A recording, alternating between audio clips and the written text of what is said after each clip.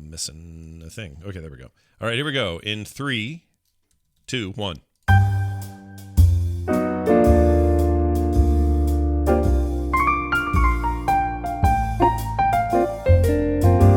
This is the morning stream, but it's not in the morning, it's at night. TMS PM.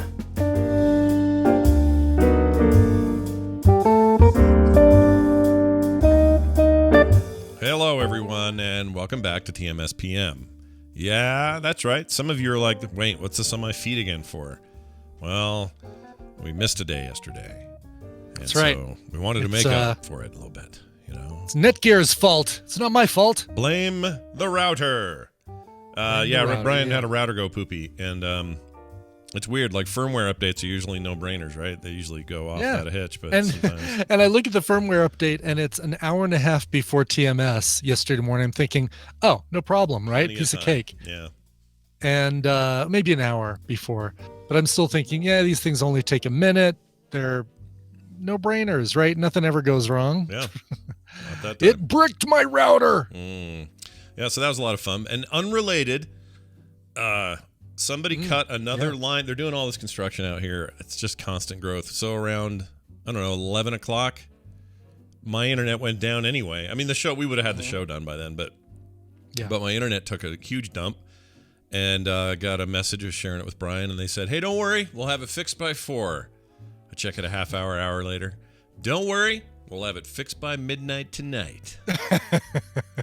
And I was like, okay, well, I'll get the other old ISP wire down here and see what I can do for there. And I did. That's how we did core and some other stuff. It ended up coming back at about 7:30. So they beat their last estimate and everything's fine now. But I just kept thinking yesterday, what's going on? Why are the tech gods against us?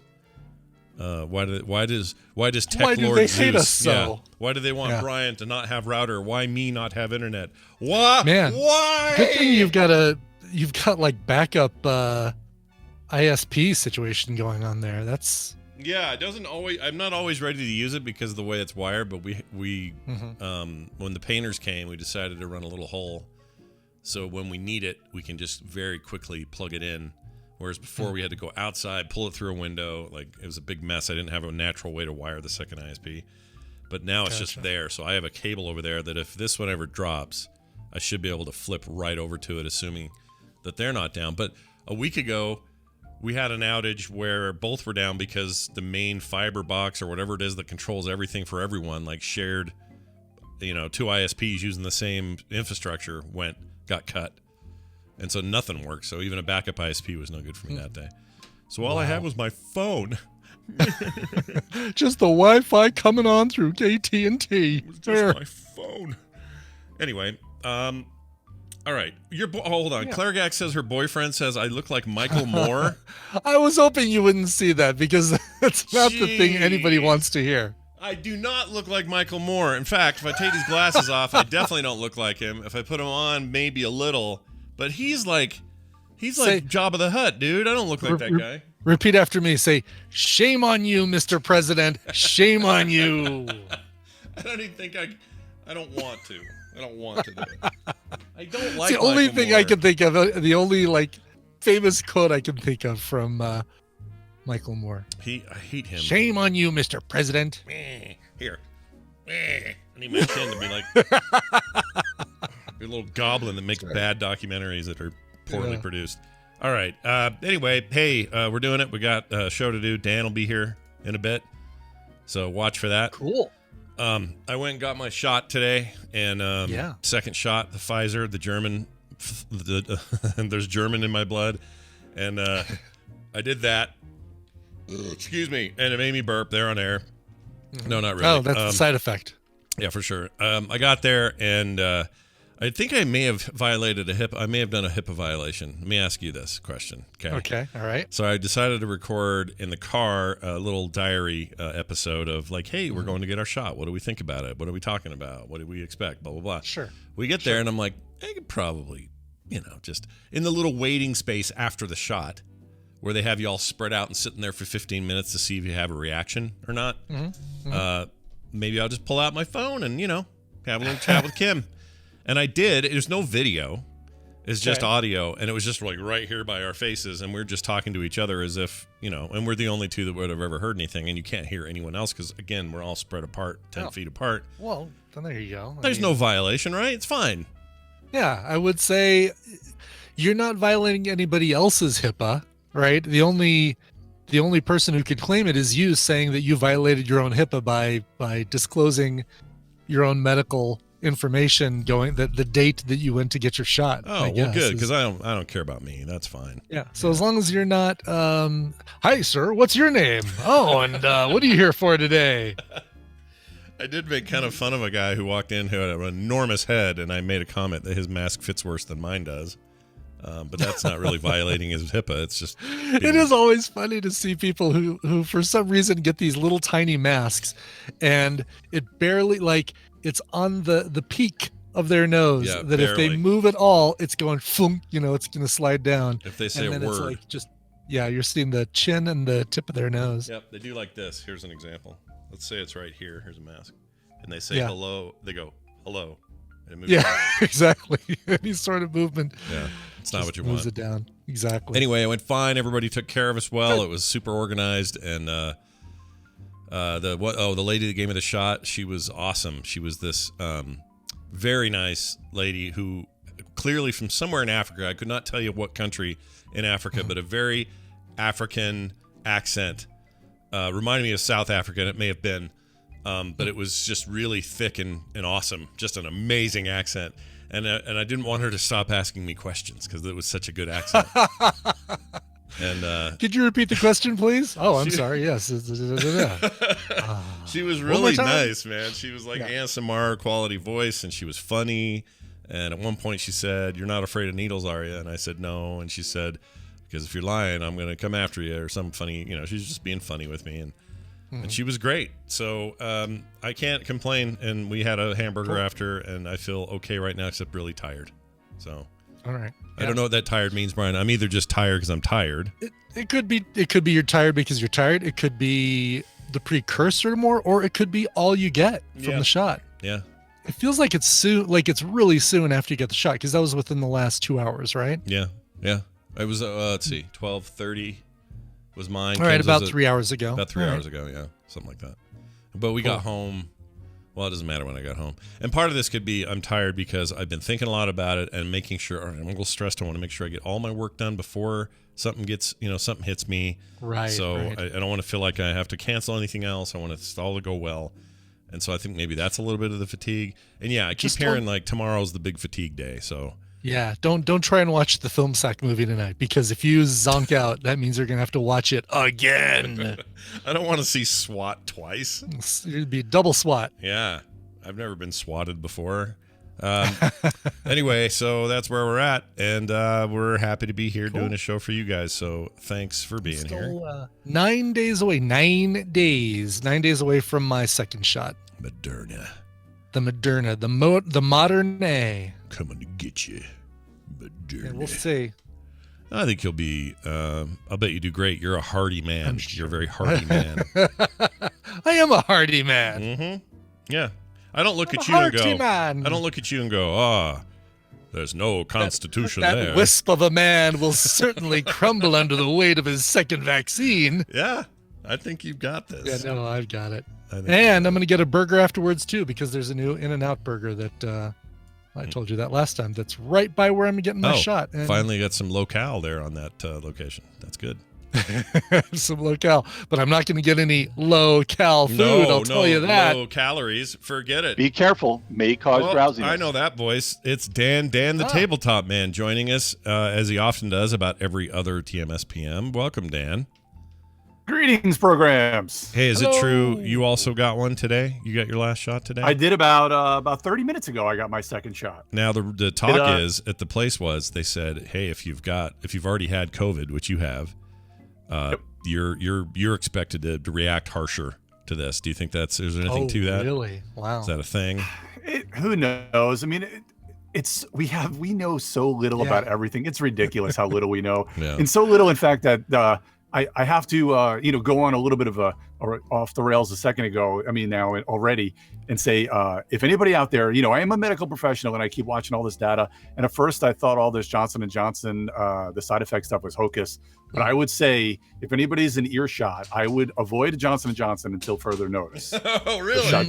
That's the one shot one. Okay. Really? Yeah. So they had some sort of contamination in one of their plants, and they're going to shut down a lot of it, and they have to get everything redone. And I don't know if I can't say for sure that any of what's going on right now with the side effects has anything to do with that shutdown. Yeah.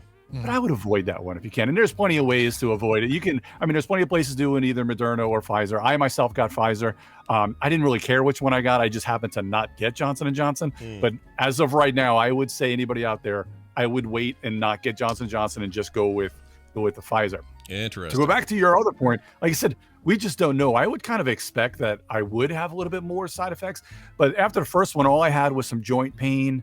And my arm hurting a little bit. My arm already feels like I get hit with a sledgehammer, and it's been 30 minutes. So I don't know what's going to happen tonight. But so the reason why I got it at my house, so I have an old work wife of mine. She works at a hospital right now, and she actually had some extra doses the first time. So she actually drove it to my house because they had extra vaccine doses, and she gave it to Janice and I. So then she just happened to have, of course, you got to give the second one. So today was the easiest day for her to come over, and she came over and gave us our shots today. You got freaking DoorDash delivery, freaking DoorDash vaccine, baby. That's awesome. That's great. Do it. That's awesome, man. I mean, for us, it was they've like a done menu. thousands of doses, thousands, if not hundreds of thousands of doses over there at our hospital. And the big recommendation right now is, Scott, I could tell you, and Brian, for when you get your next one, before you go to bed, take a couple of doses of either ibuprofen or acetaminophen, some Tylenol, before you go to bed to try and stave off some of that, not feeling great when you wake up. It could help with that little bit of vaccine hangover you may get tomorrow. So that'd be great. I would recommend that. If you're going to go to sleep early, because you said you were a little tired, if you're going to go sleep early, just make sure put it by your nightstand with some water so you take it before you crash. It sounds like old people things, but yes, I will do it. Take it, put it on your nightstand so that you can take it if you wake up in the middle of the night. I was gonna say I feel a little guilty. Why are Brian's old people always like Sal Rosenberg? Yeah. It's always some sour old Jewish guy. Should I bring all my glasses with me? I don't know why. It's Bring all my meds to the doctor. I love that. But anyway, for here it was like, but yeah, and it was keep like your a ibuprofen menu. or Tylenol for the next 3 days. Yeah, I'll definitely do that. But here it was like a menu. They said to us, "What do you want?" And we said, "Oh, we get to choose." They said, "Yeah, which of the three do you want?" And it was at the place, and we said, "Oh, we'll just do the Pfizer, I guess." Everyone says that's cool. Okay, go in that line. Like they had lines for all three, and I feel a little bit bad about that because I guess some people don't have a choice. They're just like, well, all we got are these dirty needles we found in the back alley. They say Johnson & Johnson on them. I guess they were the ones you're gonna get. Like I feel bad about that. I don't know how Utah snaked all three doses and made it, or all three types, so that we had the menu to choose from. But yeah, I mean at this point now it's pretty depending on the state and the availability, they probably just had doses of pretty much everything. The reason why I stay away from Moderna is not necessarily stay away from Moderna. Like I'd rather Pfizer over Moderna. Is man, those storage, all the regulations with the storage are just so extreme that I'm like, can it possibly have never gotten to where it couldn't be for this long? Like I get so scared, when we ship out different biologics and stuff, like they can't get over a certain temperature. And, we have problems sending insulin to Texas from North Carolina. I'm like, man, I don't want to send some of these injections over. I don't trust how hot it's going to get. And you're sending some of these things, even though they have the biggest styrofoam box with a big old brick of these ice things. I'm like, yeah, sure, it's fine and all, but in the back of my mind, I'm like, is it really? Yeah, is it really? Is old Bill gonna slow down when he passes the Flying J and park there too long and take a nap and all this? It's gonna get warm back. Like it's like you start going down a rabbit hole and you don't want to think about it too hard. But anyway, I'm glad we're all there though, man. It's the shots and it hurts actually to lift my arm. We're all gonna be vaccinated against this horrendous thing, and hopefully get to some immunity on a larger scale, herd or otherwise. Don't care, just let's do it. And I think we're starting to see some of that already in the society. Between the herd and already people getting immunity, but it's gonna put a damper. Brian, you probably, what I've been doing lately is I've been trying to make sure I get on as many bike rides as possible. Just there's definitely something that that gets in you where you just gotta go, even if you don't go. Yeah. You don't go more than like, I go like 5, maybe 7 miles most of the time when I ride. Just you throw a podcast on in your ears and you just hammer down and you go. Like now, there's definitely something that people talk about, that rider's high. Like you don't necessarily notice it, like, but you do feel like you're doing something, because I'm tired of being an old fat guy. I know more of that. Yeah, you and me both. And you even watched me down a massive burger at the View House. Well, we both down massive burgers. Oh, absolutely. Yeah. I think we actually got the same burger. Yeah, no, it's funny. I don't notice the rider's high, the cyclist's high when I'm doing it or when I get home from doing it. I notice the absence of it on days like today when it's 40 degrees and blowing wind, and it's like, oh, I really want to get out and ride, but it's too cold to do it. Yeah. So I it's get supposed to be warm tomorrow, though. I need to. You guys are inspiring me. I need to go fix my tires. They're both flat, and get out there and bike some. Yeah. Yeah. I enjoy it. Get that high. Get that natural high, Scott. Yeah, that's rider's high. The only high that's legal in your state. But get that one. I know, right? But I don't have those cool shorts and jelly bum things you use on your butt. What's that called? The goo you put in your unit. The taint cream. What is that stuff called? The taint cream. Gooch. What, do you have butt cream? Magic butt cream? Yeah, it's like, well, it's something you put on if you're doing but that's only if you do a long ride. Like if you're doing a 25 or I only do it if I'm doing like more than 15 miles. Like a competitive or charity thing or whatever. One of those. Yeah, right. Exactly. Sure. Yeah. So Brian, when you're doing like a 10-mile ride, are you all geared up with like butt pillows and gloves and everything else? Well, I'm always wearing the actual riding shorts. Even if I do a 5 mile, I'm wearing the bike shorts that have the padding and the keister. I'm wearing the gloves. I've got the glasses with a little mirror on the side so I can see traffic. Nice. So I'm doing doing that. that. You guys don't have like greenways and stuff, or do you always go on like main roads? We do, but we only basically, if I do the green belt, I'm going west or I'm going east, and I'm always doing, if I'm staying on just the path, I'm doing one of 2 rides, and it's boring. Yeah. So I try and do a mix. I can actually I figured out, like, starting from my house, 4 clover leaves in all 4 directions of different sizes, to say, all right, I'm going to go north, and then I'm going to go east, then south, and then west back home. I got a short version of that, and I've got a long version of that in every direction. Are you all shocked to hear that Brian has a very organized plan for his ride? I mean, I don't mean that. I don't mean that in a negative way. Like, I wish I was more like this in a lot of ways. Like, if you say to Brian, "Oh, Brian, what do you know about Pokemon Go or anything?" Right. Well, I've got beep, derp, bop, deep, doop, deep, deep, deep, deep, all this stuff lined up to do, and it doesn't surprise me, but it's kind of great as well. Yeah, it's funny. I'm the guy who makes a spreadsheet when they play a video game that, like, all right, I need this piece and this character and this shard and this and that and the other thing. Yeah. Nice. I feel like when I drive past or I ride past, like people going the other way, a lot of times, you always try to give the nod, and I feel like whenever the real riders are going past me and I'm wearing like lacrosse shorts and a t-shirt and a helmet, like I feel like I'm being judged by the riders, like every time they pass by, like, oh, you don't have gloves on or the butt hanging over there. So, no, but yeah, I can tell my butt hurts after about 10 miles and my hands are just killing me. Yeah. The only judginess, and I'm not a judgy person, because I figure people got their own stuff going on. I don't know what their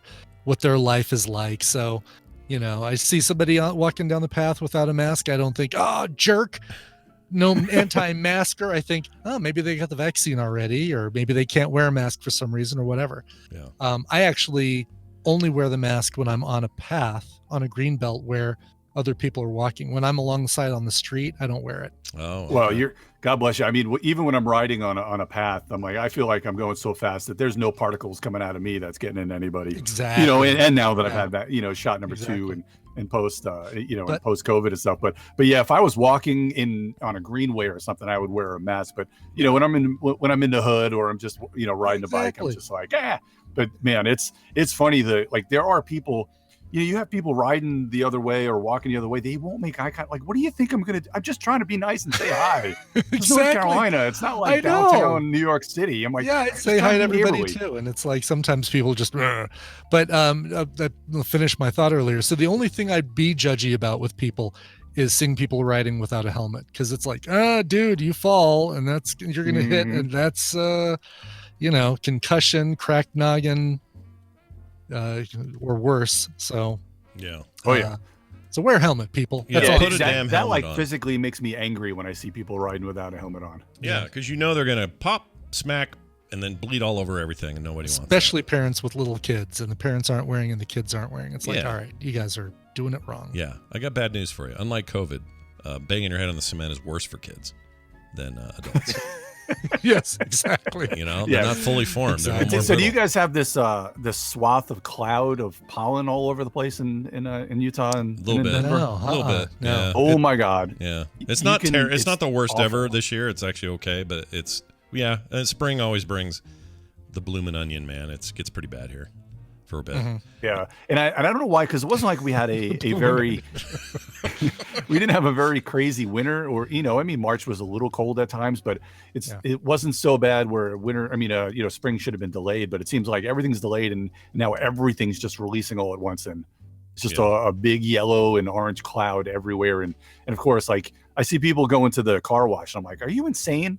2 minutes later, it's just going to be yellow again. Yeah. Yeah, what are you even doing? Just Why bother? Yeah, why bother? Right. Why Why try? even shower? I'm Yeah. just going to get dirty again. Well, I can tell you this: even though spring is here, even though vaccines are here, even though we're all looking to some progress, there's still weekends you want to just spend at home playing board games. And thankfully, Dan also comes prepared with a game or two to recommend to us here. Before we get to that, though, hey, Rock Runners just busted through its 4th stretch goal and is almost to its 5th. So if you want to support that damn thing, Congratulations. yeah, now would be the time. We're going to add some other stuff as well. Where did I put that list? I had a list of the new card names, and I don't have it here, or I'd share it with you. But adding a whole bunch of stuff to it, and even cooler things now that we've gotten where we are. So head on over there and check it out, frogpants.com/rockrunners to check it out. I can't wait for Dan to get a copy so he can play it and tell me what he thinks. Absolutely. I can't wait to get It'll a be copy. great. Anyway, So another Kickstarter, not that this is a competitor at all, not to mention a Kickstarter when yours is going on, but I think there could be some good overlaps. So people that back this could back yours as well. Oh, nice. But finally, the Sentinels of the Multiverse Definitive Edition, it's got about 2 weeks to go. It is well funded.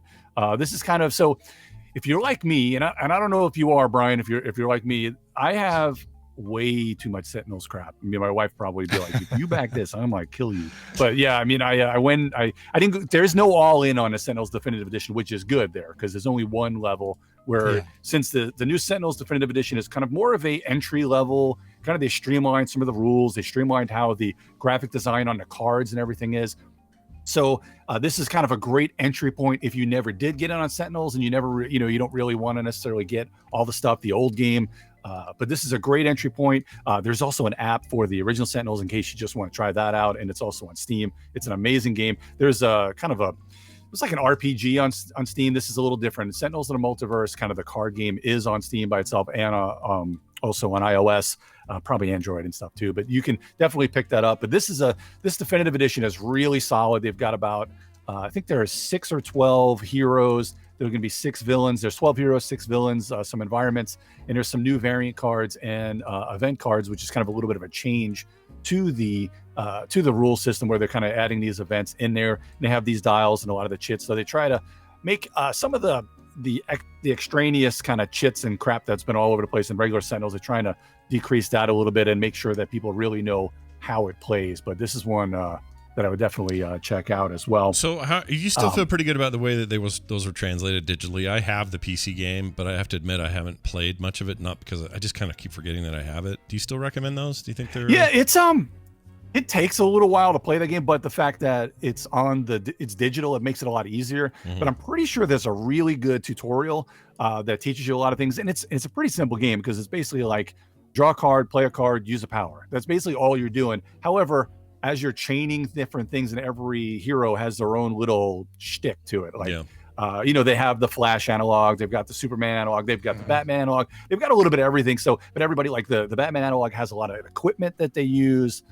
There's a Haka, who's kind of like one of the tanks. I think he's a Hawaiian, kind of one of the tanks. He's got all these other different things that you kind of get into play, and then they play off of each other. So it's really cool how you get a lot of chaining the effects, and the villains are all different. There's there's a bunch of different villains you can use, and they all play a little bit different, and it can be very hard. Of course, like anything else, when you play a game like that, that's kind of that co-op kind of feel. Sometimes the cards can just screw you and you're just going to lose, but other times, you can really come up with a good way to use the heroes, and you can play it solo with 3 heroes, and it's not all that difficult. And they have different heroes that have different difficulty levels, especially in a base game of Sentinels, where you can just learn it real easy. And again, a computer takes care of all the it's not like playing on Tabletop Simulator where you got to do everything yourself. Right. The game of Sentinels, it takes care of all the rules by itself, and it's really, really good. Okay, I need to just crack it open and try it finally.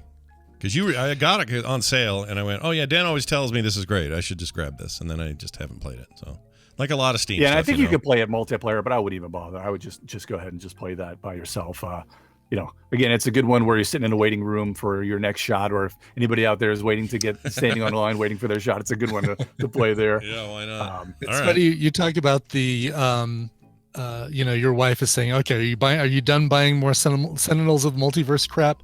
I tried sending it in our Discord and it didn't work. I'm trying it again here, but I'm posting a photo of the rest of the Kickstarter that just arrived for Marvel United. And was that done? I didn't know that was done. I thought that was I don't know what I thought. Yeah, no. That's a lot of stuff. each of those top boxes contains between 4 and 6 additional minis. That bottom box, the really big box, contains about, 50, 60 additional minis. So, I just finally get the 8 done that came in the original box. And now you're never leaving the basement painting. Yeah, it's like 75 more, more characters that I'm gonna have to sit there and paint. Wow. Yeah, I know what you're gonna be doing.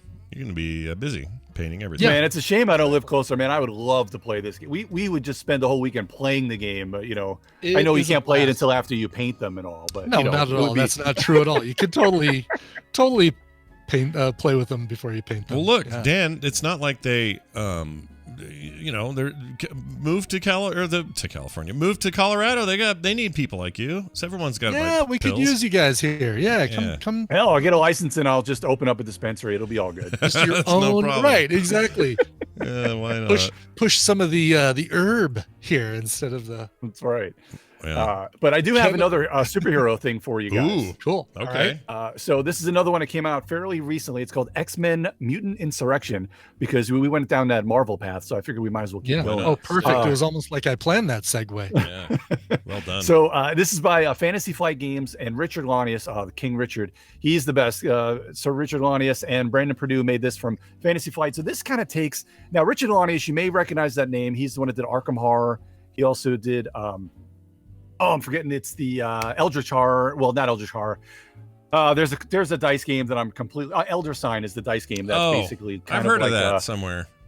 Oh, it's really good. Also, I'm not sure if the app's still out there, but there's an app for that too. It's really, really good, Elder Sign. But this kind of takes Elder Sign, puts it a little bit on its head, and adds superheroes to it, because it's a kind of a co-op dice rolling where you're trying to... every superhero, I think there's 16 in the box, and then there's some sidekicks and such that you can get, and you can use those in the game. They have some standees, but you're rolling dice to try and pass the different obstacles and such. They have, each one of these tasks that they have in the different areas. You have to roll certain symbols, and then you can get some upgrades, some other cards, and if you don't succeed, you can get hurt, or you can get some other barriers kind of that come out there. This is a real solid game. I think it's a little less than $50 at most of your friendly local game stores, but man, this is a very cool thing. I mean, I just love grabbing dice and just chucking dice, and especially when it's got some superheroes to it too. Yeah, no, that's great. That is really cool. I really got excited for a second seeing the first photo on Board Game Geek. They're like, oh my God, look at those minis. But those are the HeroClix. Somebody basically just said, oh, I'll use the HeroClix minis with this. But just a simple dice chucker kind of game. Yeah, and it's, it also feels kind of like the Op put out. There's a I'm trying to think. It's Thanos Rising, which is another co-op dice chucker, where it's again Marvel, Marvel based, and you're putting together teams of superheroes, and then kind of every round Thanos is kind of attacking and trying to get the Infinity Gauntlet together. So it kind of feels like that too, because you're just building up your own bag of a pool of dice to be able to roll in each one of these things and trying to attack the villains or try to keep Thanos away from completing. So there's plenty of different avenues you can do with co-op dice chuckers for superheroes, but they also put out a Star Wars one and a Harry Potter one from the op. Now the Star Wars one, where I think it's Empire Rising, I don't think that was allowed in the US, but if you're crafty and you can get on Amazon DE or something, you can pick that one up and get it shipped over here. It's probably well worth, being that it has a Star Wars license, probably well worth the extra shipping. But I'm pretty sure the Harry Potter one, which I think it's Hogwarts Rising or Voldemort Rising, or whatever it is, Darkness Rising. It's one of those, but I think that one is also a very cool one to pick up. Just fun to just roll dice, and it's very family weight game, and just a ton of fun. I like That dice looks stuff. like a blast. I'll have to pick that. That one's one I'll have to pick up. I have a question for you that has more to do with, but it's more of not an esoteric question, but kind of a broader question. Because it reminded me of it. We're talking about all these like licensed properties, Marvel and Star Wars and whatever. Do you feel like in the video game world, there was a period there where license meant garbage? It just meant shovelware, terrible. We're all gonna hate capitalizing on. He was just going to be an bad. Existing property just so you can sell. Yeah, crap. that was going to be the whole selling point, is that it's Marvel, but you knew it was going to be literally a bad game, and you just avoided them like the plague. And then something changed, and I couldn't tell you exactly the game it was that changed it. It's a little like movies did with the MCU. Like superhero movies were kind of really hit and miss until they weren't, and then it was like, oh, okay, we're stepping up our quality, and now I can just blindly go to one of these and have a good time. Games made the same sort of shift not too long ago, where IPs now kind of get people excited about it, whatever it may be. So I'm curious, is that true in tabletop as well? Was there a shift at some point where everybody said, oh, well, traditionally all Batman games are terrible, but now, hey, Batman's cool and we make good tabletop Batman games, as an example? Well, there was definitely a shift where all IP games sucked, and then all of a sudden, out of nowhere, they started getting better. I think there was kind of this wave of really good IP games. Now, the first company that started putting out really good IP games, I mean, obviously, Fantasy Flight kind of has some great IP games on their own, but Gale Force 9 started putting out some really good IP games. They did Star Trek Ascendancy, which is probably the best Star Trek game out there. They also did a couple of good D&D ones. I think they did one for, what was the... Oh my God, it's an FX show. It was about motorcycles. Katie Seagal was in it. Sons of Anarchy. Yes, they did a Sons of Anarchy game that is actually highly regarded. So they did some. They also did a really good Doctor Who game. So that company is really good. And when it comes to miniatures game, Mantic Games is who does a lot of really good IP miniatures games. And of course, you get Simon does some pretty good games depending on who's designing it. And also, again, Fantasy Flight. So you really have to look at the designer and the publisher, because I would say that you're getting towards good IP games for the most part. There's still a lot of crap. Like even not AEG, Upper Deck. That's what it is. Upper Deck, who does all the legendary games. Now the legendary Firefly, oh my God, that sucked. Yeah, they I remember have hearing legendary about that. Aliens, which is great, and some other legendary games are just amazing. But yeah, I heard that thing has a bad rep, that Firefly game. Like, people. Oh boy. What was so bad about it? Why was it such garbage? I mean, it was just so wonky and just didn't really play well. Like all they had to do really was kind of reskin sort of what they did with the Aliens. So it's legendary encounters. So it's more story based, not like regular legendary, which is Marvel Legendary. That's just a straight deck building game. You're kind of going against the big bad, and they have a bunch of big bads. I've got millions of. Sorry, Janice. I got way too much Marvel Legendary. She's sitting behind me, so she knows how much games I have. But way too much Marvel Legendary. But also and Aliens came out. So Aliens kind of took everything and put it on its head. Legendary encounters aliens, and you're playing against the aliens, and you're kind of playing through the first few movies. And you can actually become an alien if you get a face sucker, and then you can just become the bad guys who are trying to kill everybody. And then they put out Firefly. Oh my God, Firefly! What a big piece of crap that was. It wasn't like they skinned what they did with Aliens. They were trying way too hard. It's like you get some of your crew, and then the other crew that you don't have is actually who's part of your deck. And it was just so convoluted and The story cards just didn't make sense. It just sucked. But there's a really good Gale Force 9, speaking of Devil, they put out a Firefly game. Oh my God, it's awesome. Really? I mean, it takes forever to play because there's just so much going on. You're just aiming to misbehave all around the verse, and you're putting a crew together. You're doing jobs. It's awesome. Yeah. It's really good. Yeah. Actually, Fantasy Flight put out the Outer Rim, the Star Wars game, which is kind of like Firefly Light because you're doing all the same stuff, but it's in a Star Wars universe. Sorry, you wound me up, Scott. No. This is good. I'm glad I asked because it's Yeah. always been a really fascinating change for me. Because really it was like Black and White, and it may have been Arkham Asylum that finally cut the garbage trend and became like the example of, oh, this is what these can be. Whereas like, Spider-Man 2, great game, but in a sea of other attempts to make superhero games or Star Wars games, really kind of a rare moment. Like getting a good Star Wars game during that time was hit and miss. It's a little like knowing which Warhammer 40K game is good on Steam these days. There's so many of them, you don't know, and there's a bunch of garbage. You got to sift through it and find the good stuff. But these days, it's like it's not even like third-party shovelware companies anymore. It's only big companies get the deals for the IP stuff. So it's EA with Star Wars, and it's what was the other one I was thinking of? Oh, all the Marvel stuff is doled out a little bit. But for example, I guess the latest big one is Square Enix. They don't give it to small groups anymore. And not that all these games are perfect, but they're not crap, right? They're not just like, ooh, Iron Man's in it, and that's it.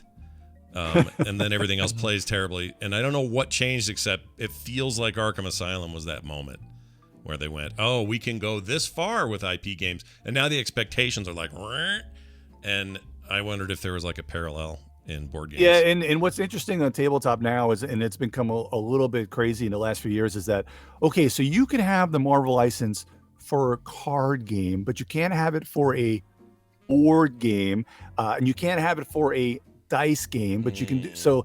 That's why it's really weird, and they started delineated that in I guess it's kind of the way that they can make more money. And then some companies will kind of partner with somebody else. So you see that with Mondo and Restoration Games, where they have the Unmatched series, which is a great kind of one-on-one with different decks, where they have like Robin Hood against Bruce Lee and stuff like that. Well, they're putting out Marvel games this summer because Mondo has all those licenses, so they're able to partner with them legally and put out kind of Unmatched the different Marvel sets, and those sets look absolutely amazing. But what's also weird is, so you've got Marvel Legendary, which was through Upper Deck, like I mentioned, but they don't have the rights to make it electronically. So this is why Marvel Legendary never came to the app. However, there is a Legendary app that is the deck building game, but is all kind of skinned a little bit different because I don't think they're allowed to put Marvel the Marvel stuff. Yeah. Which is a bummer. Really funky. Yeah, it is it's a like bummer. that's the way I'd want to play it. It'd probably be my new addiction, would be the Marvel Legendary iPad app. Well, it's the same problem. It would be awesome. I mean, because that game is great, especially when you're. I mean, it seems like nothing. Oh, so this one happens to be instead of a swashbuckler, this one happens to be Iron Man. Yeah, but that's big. That's a big deal. Yeah, it is a big deal. It is a big deal. It's unfortunate with the Square Enix game, Marvel. What's it called? Avengers, just the plain Avengers game. That's all it's called. There's no subtitle, right? I guess not. Nope. The problem with that game is that it's really disconcerting that they went for like movie-like graphical treatment, but they can't use the likenesses of those actors in the game because Marvel's they're super picky about some of this stuff. I was reading an article today where what's her name that plays Agatha Harkness in WandaVision? Catherine Kahn. Catherine Hahn. Yeah. She said, somebody asked her in an interview, would you like to see this character make more appearances in the MCU? And she said, oh, I 100% would, but Disney runs a really tight ship and you never know what's going to happen over there.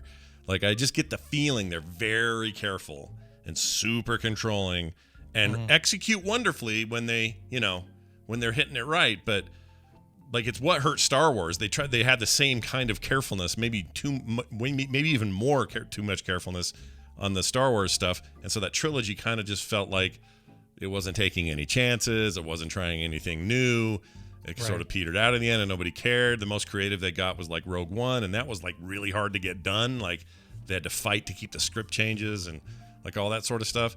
So on the one hand, it's like we live in this great time where these IP owners are definitely putting out quality stuff, but they're still like trying to make a diamond in your ass with some coal. Like it's just so hard to get the creative control out of it.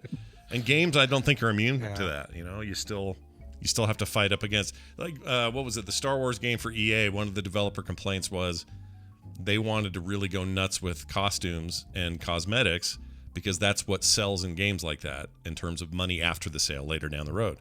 And Disney/Star Wars just wasn't having it. They're like, no, stormtroopers have to be this, and this, and we're not going to do anything but that. So if that scout trooper is going to be a purple, F you. Like, they just couldn't deal with it. And, yeah, it's that stuff's fascinating to me just because sometimes it works for them and it being more controlling preserves your IP, and then sometimes it bites you in the ass and stifles your creativity, and then nobody cares about your stuff anymore. So you have to balance that, I guess. But they didn't have any problem taking that Fortnite money, did they? No, they like that Fortnite money. Yeah, No problem whatsoever. Yeah. Yeah, I gotta wonder how that works. Like, I would love an insider take on, hey, Fortnite has The Mandalorian in it this week, and RoboCop next week, and whatever, right? God of War the third week. Does that mean that, Sony, in the case of God of War, did they pay Epic to do this, or did Epic pay them to do it? Because that, to me, that difference is interesting, depending on what the answer is. You know what I mean? I bet you Epic went to Disney and were like, we want to put lightsabers and Jedi into Fortnite. They were like, we want to give you $1 million. They were like, no, we are way, way, way protective of our IP. We want to give you $100 million. Okay, when do you want it to start? We're not quite as protective as we had previously let on. Yeah. Well, anyway, that stuff's really interesting to me from like the bird's eye view.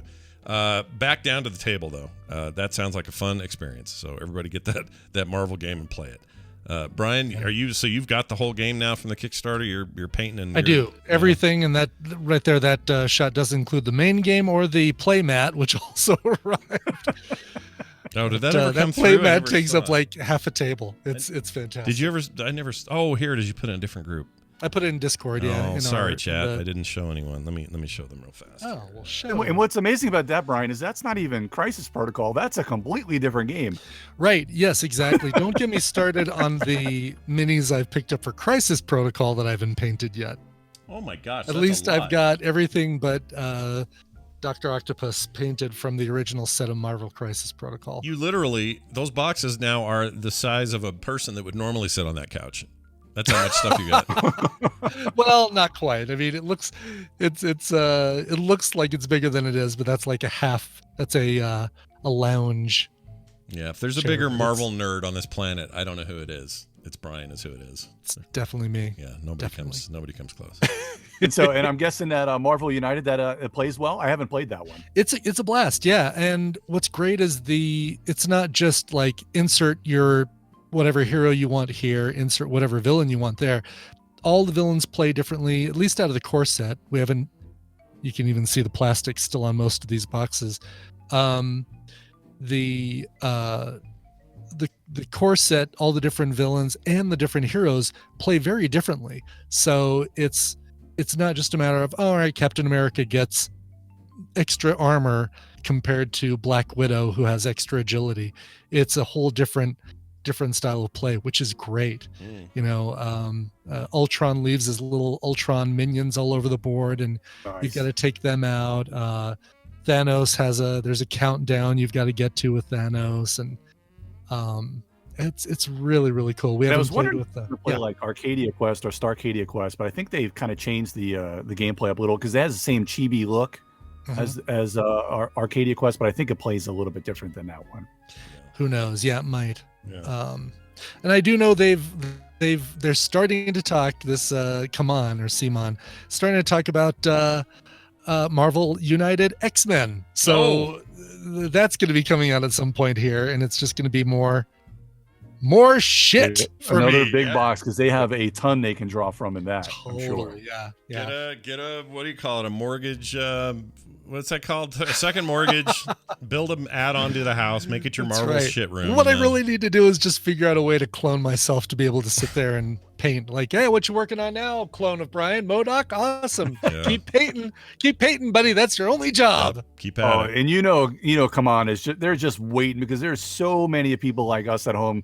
They're shaking, waiting for the X-Men to come out so they can just click the back button because they know it'll just print money. The back Oh, button. it totally will. I mean, they've already put a photo on their site of Magneto, and it's like, oh, this looks so great. Yeah, watch out for him. He'll take your metal and move it around. That's what he does. He'll move your metal. All right. Well, this is great. Dan, always fun having you on, man. I'm glad you got your second shot. I didn't know you and I were twinsies on the dates. I'd forgotten about that somehow. Yeah, it's funny. Yeah. Oh, happy birthday, too, by the way. It was his birthday. Thank you very much, man. Oh, happy birthday. Yeah, I hope you had a good birthday with Taylor. Yeah, I did. That's the problem is my daughter's birthday is that same day, and it kind of takes over everything in my head as far as birthdays go, and I miss everybody else's that day. And you're not the only one. There's like 3 other people who I just missed saying happy birthday to, and I felt bad about it. 3 other amazing people. Yeah, amazing people. And Dan sends me a text that says, hey, happy birthday to your daughter. That's awesome. No hint about his reminder that it's his birthday.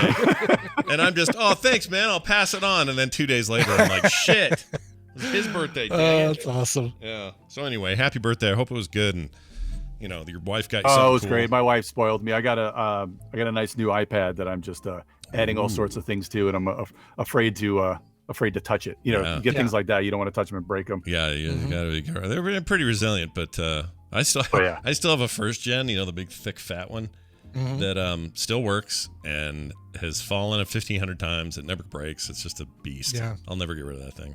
I'll never use it again. We can call ourselves that, can't we? Because you said the big thick fat one. I can call myself first gen Dan. Yeah, you're first gen So Dan. that's why I'm a big thick fat guy. one. That's right. They haven't made 2.0, Brian, which is the clone, which is of their painting, much skinnier because they figured out the physics. Oh, nice. I didn't realize that was one of the For added V2, benefits of a clone in 2021. They'll be skinnier than you. Exactly. Okay. Yes. All right. I need to get in on this tech.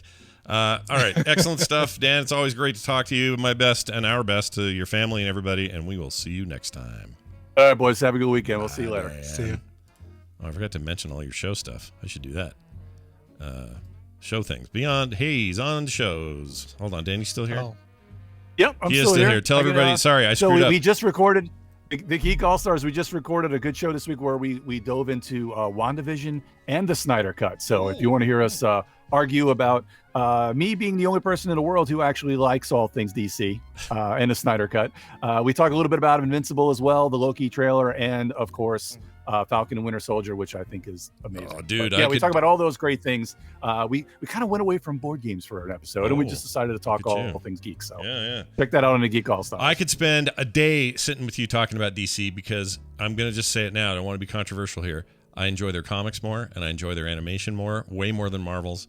And even though Marvel's killing it on the MCU front and TV front, when it comes to comics, I'm a DC guy. So I'm with you, dude.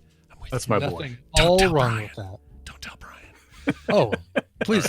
Right. We balance each other out, right? Like somebody's got to be the Marvel guy, somebody's got to be the DC guy. That's the DC right. guy. Bring balance to TMS. Yeah, but first. I like to love it all. I just love it all. I'm obviously a DC zombie. My closest. Hey, you know what you should do? You got to read The Last God. It's so good. Have you read that series by chance? It's a DC. It's a Black Label thing. Used to be Vertigo. And I just got through issue 9. That's all that's on the app right now. I'm just waiting for the new ones. It's so good. It's so good. It's this original thing. It's not any heroes, capes, and cows or anything. It's all like almost like a D&D story. In fact, one of the issues, the entire issue, is a functional what do you call it? D&D source book for that world. Oh wow. So it's so D&D that they literally made it so you could go like have a scenario where all these creatures are like, their DC is and what all their abilities are and everything. It's very freaking cool. I love it. You would love it, dude. You really would like it. You gotta I have to check that out. Yeah. And of course, like I said, you guys, you have to love Invincible. I love it. The show is ridiculously good. Yeah. It's so good. I only got through the first episode, just haven't had time, but I'm already loving it. And I'd forgotten that J. Jonah Jameson was the voice of the dad. What's his name? J.K. Simmons. I totally forgot that. Yep. So that was a nice surprise. All right. Hey, now for real. Go have a nice day. All right. See you next See time. you guys. Bye now. Forgot to give him his plugs, man. What am I thinking? I blame it on the Pfizer. It's the Pfizer what did it.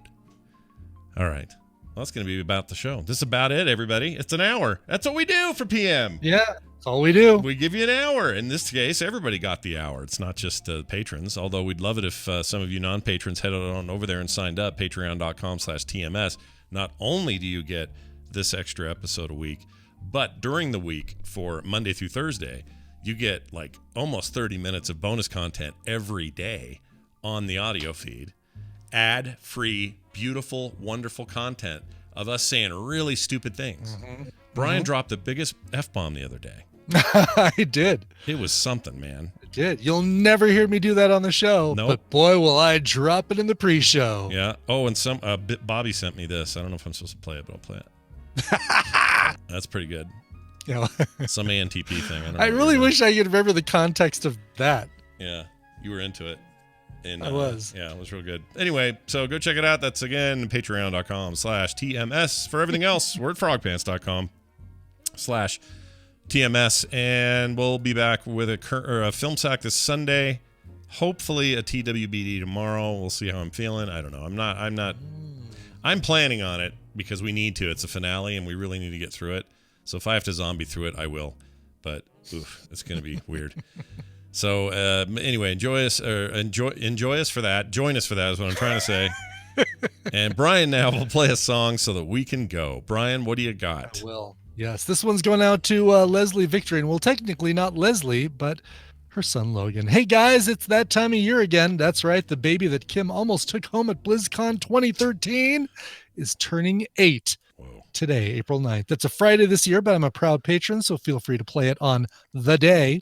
If not, any day around the 9th will do. Logan is obsessed with the Narwhal song, a classic from 2003, 2006, somewhere around there. Narwhal? Why don't I remember that? What is... Narwhals, they are great. They have a horn on the center of their face or something like that. Really? Okay. Yeah. I don't know what that is. All right. Keep going. So I found a delightful piano cover of it that I think he'll enjoy. It's no longer Mommy's Worst Song, as he likes to call it, because I really like this version too. Happy 8th birthday, Logan, says Leslie Victorine. Well, Nice. Happy birthday, Logan. And this is, I had to go back and look for the original because this one didn't remind me what the original sounded like. This is a piano cover. Shit. I don't know why that started. Sorry. Keep going. Oh, that's right. It's a piano cover of the Narwhal song, or Narwhals Are Awesome, or whatever it's called, by K Weeby, something like that. I can't remember. Anyway, here it is. It's the piano version of the Narwhal song. Awesome. Happy birthday, Logan. We'll see you guys Monday. Bye now. This show is part of the Frog Pants Network. Frog Pants Network. Get more shows like this at frogpants.com. What kind of a deal? What kind of a deal? Yeah. What kind of a deal? I love